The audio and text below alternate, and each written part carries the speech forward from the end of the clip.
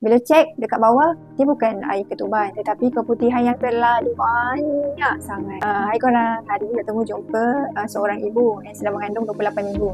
Ini kata, doktor, saya rasa macam air ketuban saya keluar, macam bahasa mengalir. Lepas tu nanti dia keluar lagi kan.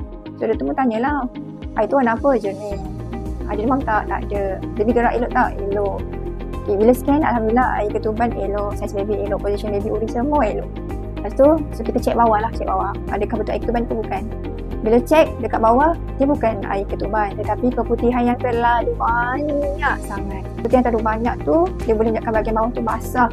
Ada setengah orang, keputihan tu boleh nampak dekat luar secara fizikal. Ada setengah orang, dia melekat-lekat dekat dalam. Lagi-lagi, siapa yang ada jangkitan kulit, Candida, atau siapa yang ada GBS.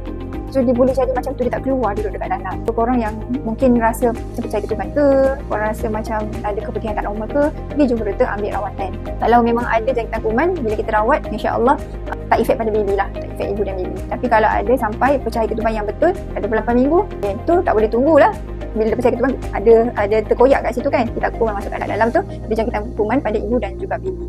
So korang ada macam tu, korang jumpa doktor, ambil rawatan cepat.